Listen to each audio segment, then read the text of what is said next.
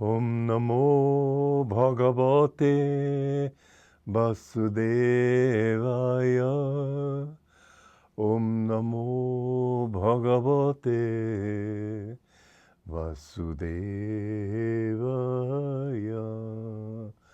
Om, I bow to the Lord Vasudeva. Joy to you, friends. I want to continue the stanza that I was reading just last time. Stanza number 14 from the first chapter of the Bhagavad Gita. Really, this first chapter of the Gita is in itself almost a scripture in itself. And then it was that Madhava, Krishna, and Pandava, Arjuna, stationed in their magnificent chariot, drawn by white horses, 5 in number, representing the 5 senses. These are interpolations that I'm putting. 5 in number isn't in the actual Gita, it's an explanation. Blew mightily on their celestial conches. And I talked about the sounds produced by the different chakras in the spine. The Muladhara, if you hear it purely, it sounds like as I said, like a bumblebee. But less purely, it may sound just like a motor that you'll hear in your garage or on the highway or something. The next sound up of Krishna's flute is symbolic. That's why we have the story of Krishna drawing devotees into the forest to seek God. And all those stories of Krishna, beautiful as they are, they're only allegories. There is a beautiful story that the true love of God must be impersonal. A beautiful story of Krishna and Radha, his favorite female devotee. We're going in the forest one time, and Radha said, "I'm getting very tired, Master." And he said, "Would you like me to carry you?" And she was so pleased. She said, "Oh, yes, I'd love it." So she jumped up onto his back, and he disappeared, and she fell flat on her face in the mud. And she said, "Lord, forgive me, I forgot." And I didn't mean to misunderstand your love for me as personal. And he reappeared, and they walked together as if nothing had happened. But that personal love is an obstruction on the path. We must go beyond personal love, because where there's a personal love, there's ego. We must go beyond the ego if we are going to understand our oneness with all egos and with God. So the true love of God, this is why my Guru said it's better to love God first for His bliss, not for His love, because it's too easy for human love to enter the picture if you seek God first for love. And this is a story that many devotees have had to learn. Ramakrishna used to worship the Divine Mother as Kali in the temple.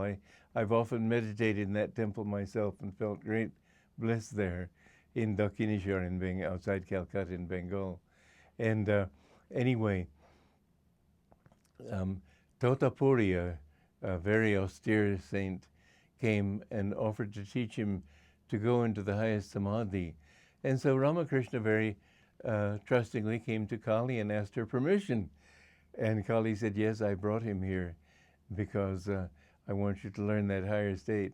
And when he was first going into meditation, he couldn't go beyond that personal thought of his love for the Divine Mother. And every time he would concentrate, she would appear. And finally, Totapuri took a piece of glass and shoved it into his forehead. He said, "Focus your mind there." And Ramakrishna, with a sword, mentally cut Kali in half and went beyond that into that state of oneness. But this is all symbolic also of the truth that we must go beyond form, and we must go beyond personal love. God's love for you is impersonal and personal. It's personal in the sense that He loves you as you are. And if you're whatever you are, or beggar, king, it doesn't matter to Him. He loves you for you. But He Himself wants nothing. In that way, it's impersonal. It's not impersonal in the sense that it's cold or haughty or austere. He's concerned with your needs, whatever they might be. But remember, you must go beyond those needs. You may weep because you broke your toe and share that pain with God, but you must go beyond the point where you realize that there's no pain to share with Him. It's all He. One time Ramakrishna was being treated by a doctor and sort of saying, "It hurts." And another day he was in Samadhi and he fell with his back against a hot brazier and a piece of coal was burning into his back, and his disciples are horrified. And he said, "What's the matter? This coal is burning." "Oh, is that all? Just take it out." But it didn't concern him at all. He was showing the different levels of consciousness that we must have and that all of us have. But most people can't rise to that impersonal. So anyway, in Krishna's love, it was completely impersonal in the higher sense. And when Radha, his closest disciple, had the little momentary delusion, he corrected it.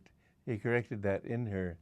But the same chakra can give less perfect sounds, as I said last time, like a cricket or flowing water, which is a very pleasant flow, a very pleasant sound.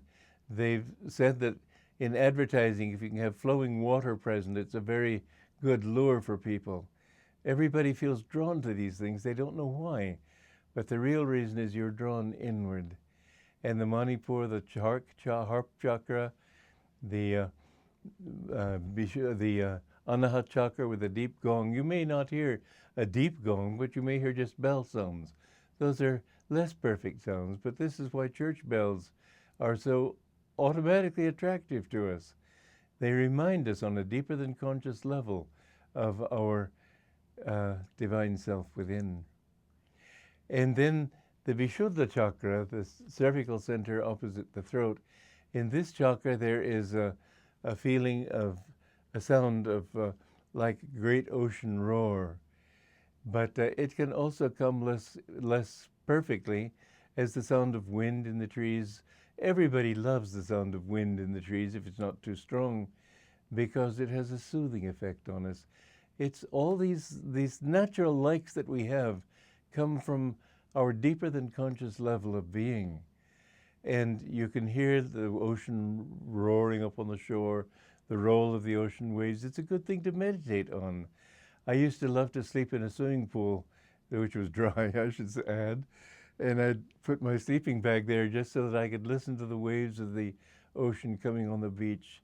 It's a reminder of that divine presence, that bliss of God just rolling over you again and again.